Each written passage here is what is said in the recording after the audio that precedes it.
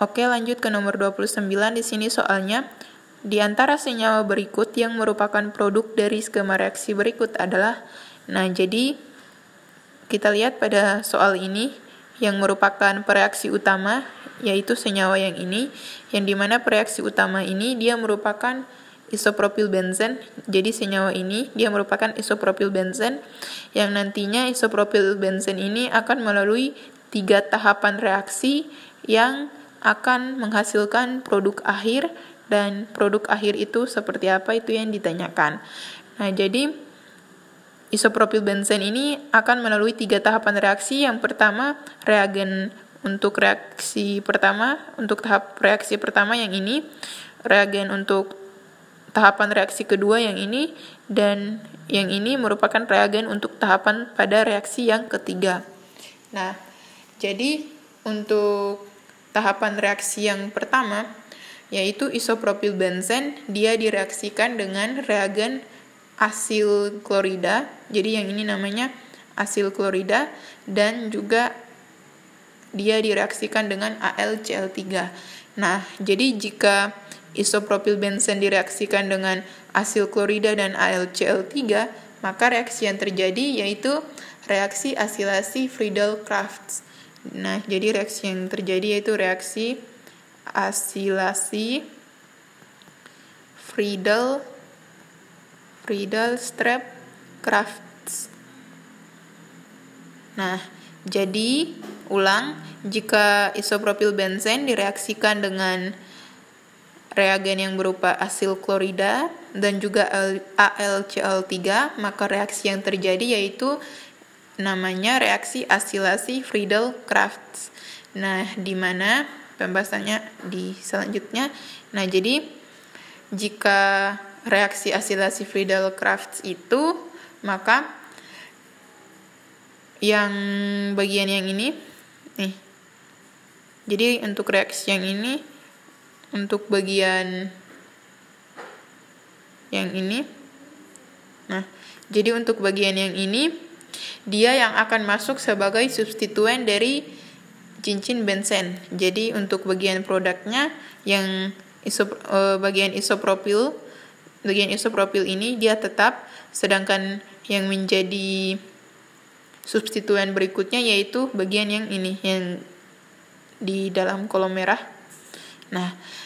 Berarti yang jadi pertanyaannya, yang ini dia akan dimasukkan ke posisi orto, meta, atau para gitu. Jadi untuk mengetahui apakah substituen yang ini dia akan dimasukkan ke posisi orto, meta, atau para, yaitu dilihat dari substituennya dari benzena, yaitu suatu alkil yang berupa isopropil.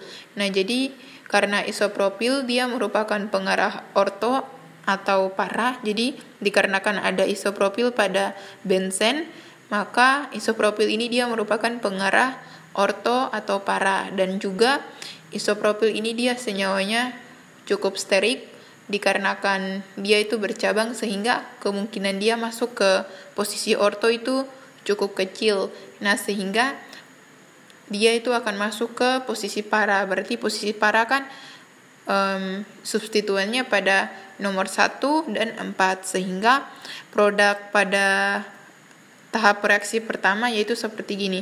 Ini kan untuk isopropil di nomor 1, dan untuk gugus yang tadi yang ini dia di pada posisi keempat nih, 1, 2, 3, 4 itu.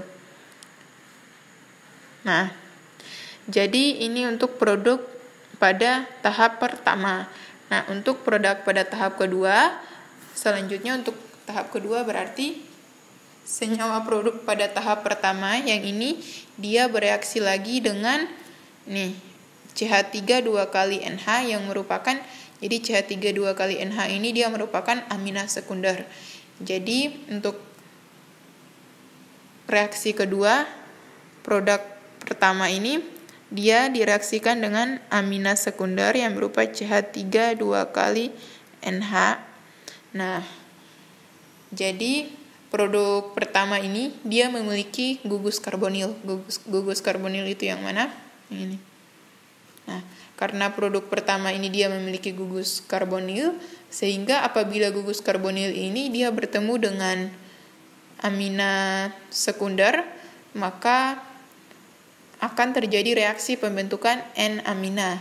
Jadi gugus karbonilnya itu akan berubah menjadi seperti ini. Nah, jadi produk pada reaksi kedua itu seperti gini. Dari sini. Nah, ini merupakan produk dari reaksi kedua. Nah, jadi ikatan rangkap pada gugus karbonil, ikatan rangkap pada gugus karbonil yang ini, dia akan berubah menjadi ini. Dia akan berubah menjadi ke posisi yang ini dikarenakan ikatan rangkap pada gugus karbonil yang pada produk pertama, dia ini akan berpindah ke salah satu dari dua ikatan yang ini. Dia akan berpindah ke salah satu yang ini atau ini. Nah, tetapi karena sebelah kiri ini dia berikatan langsung dengan benzen, maka ikatan rangkapnya itu dia akan berpindah ke sebelah kanan. Nah, jadi ikatan rangkapnya itu dia tidak langsung berhadapan dengan bertemu langsung dengan benzen. Jadi ikatan rangkap yang ini dia berpindah ke yang ini. Nah, jadi dia berpindah ke sini. Nah, sehingga produk dari senyawa kedua, produk dari reaksi kedua yaitu seperti ini. Nah, jadi yang ini dia merupakan senyawa N-amina, seperti kayak gitu. Nah, selanjutnya untuk reaksi ketiga di mana produk pada senyawa kedua dia bereaksi lagi dengan LiBH3CN. Nah, di mana reagen LiBH3CN ini dia merupakan reagen produksi dan ia akan mereduksi ikatan rangkap atau atom. Intinya reagen LiBH3CN dia merupakan reagen produksi dan ia itu akan mereduksi semua ikatan rangkap.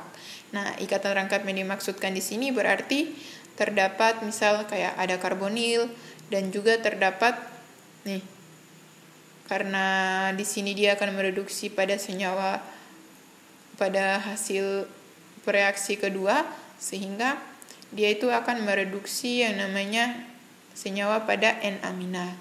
Nah, sehingga produk pada tahap ketiga ini dia seperti ini. Jadi tidak ada lagi ikatan rangkap pada produk ketiga. Nah, jadi isopropilnya tetap, yang berubah itu hanya ikatan rangkapnya. Gitu. Dikarenakan LiBH3CN ini dia merupakan reduksi gitu. Jadi dia itu akan mereduksi ikatan rangkap. Jadi yang semula dia dari ikatan rangkap kedua, dia itu hanya nanti akan menjadi ikatan tunggal kayak biasa aja. Jadi produknya tetap kayak gini. Nah, kita lihat pada option, berarti dia terdapat pada option ke C yang merupakan option C berarti dia ada pada nomor 3. Nah, jadi pilihan jawabannya yaitu terdapat pada nomor 3 dikarenakan nomor 3 ini dia merupakan produk dari skema reaksi ini yang telah melalui 3 tahap reaksi. Gitu. Oke, thank you.